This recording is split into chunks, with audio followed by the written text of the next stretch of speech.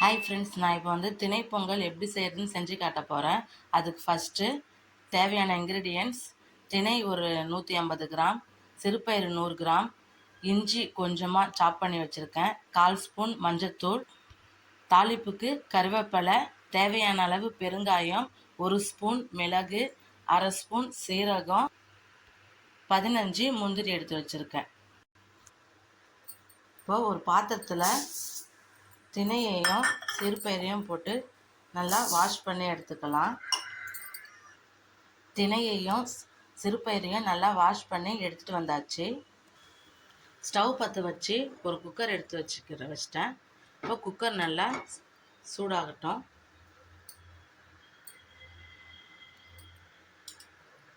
ஒரு ஸ்பூன் நெய் விட்டுக்கிறேன். அப்படி நெய் இல்லைன்னா 1 ஸ்பூன் எண்ணெய் விட்டுக்குங்க இந்த டைமுக்கு. அப்புறமா தாளிக்கும் போது நெய்யில் தாளிச்சிக்கலாம்.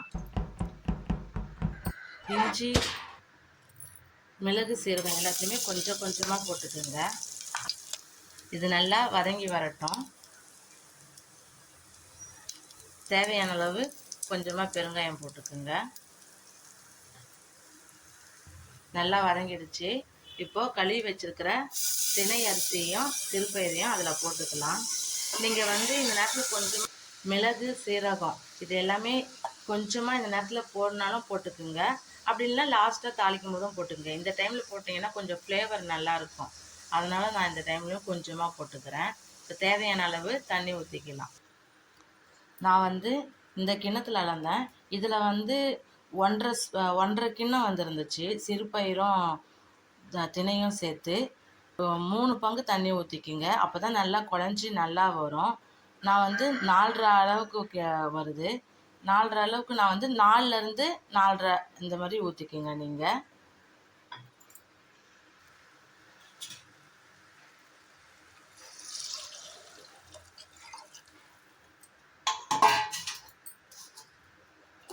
நான் 4.5 கிண்ணம் ஊற்றிக்கிறேன். கொஞ்சமாக மஞ்சள்தூள், தேவையான அளவு உப்பு. நான் ஒரு 3/4 ஸ்பூன் அளவுக்கு கல் உப்பு எடுத்துருக்கேன். நல்லா மிக்ஸ் பண்ணிக்கலாம். இப்போது இதை மூடிக்கலாம். இப்போது நீங்கள் 6 விசில் இந்த மாதிரி விட்டுக்குங்க. 6லேருந்து 7 விசில் விட்டுக்குங்க. நான் சின்ன குக்கர் வெளியெலாம் வந்துடும். அதனால் சிம்மில் வச்சு ஒரு 20 நிமிஷம், அப்படி இல்லைன்னா 25 நிமிஷம் நான் அப்படியே சிம்லேயே வேக வச்சு எடுத்துக்குவேன். அடி பிடிக்காது, கரெக்டாக இருக்கும். A few minutes later. இப்போ 25 நிமிஷம் ஆயிடுச்சு. ப்ரெஷர்லாம் போயிடுச்சு. நல்லா குழஞ்சி வந்திருக்கு. அடியும் பிடிக்கல. 4.5 கிண்ணம் அளவு கரெக்டாக இருக்குது. இப்போ இதை வேறு பாத்திரத்தில் மாற்றிக்கலாம். வேறு பாத்திரத்தில் மாற்றியாச்சு. இப்போ தாளித்து ஊற்றிக்கலாம். நான் 2 ஸ்பூன் அளவுக்கு நெய் எடுத்து ஊற்றிருக்கேன். இது நல்லா சூடாகட்டும். நெய் நல்லா சூடாயிடுச்சு. இப்போது இஞ்சி போட்டுக்குங்க. இஞ்சி நல்லா பொரியட்டும்.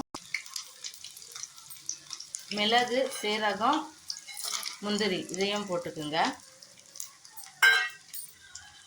நல்லா பொன்னிறமாக வதக்கி எடுத்துக்கலாம்.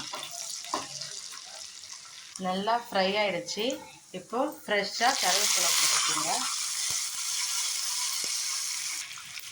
நல்லா எல்லாம் ஃப்ரை ஆகிடுச்சு. இப்போ ஸ்டவ் ஆஃப் பண்ணிவிட்டு இப்போ பொங்கலில் போட்டு ஊற்றிக்குங்க.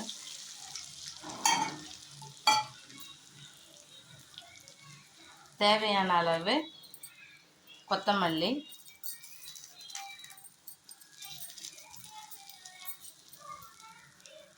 பொங்கல் ரெடி ஆயிடுச்சு. நல்லா கலந்து விட்டுக்கலாம்.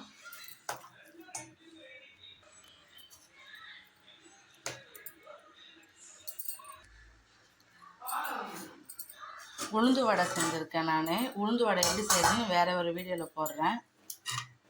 காய் சாம்பார்,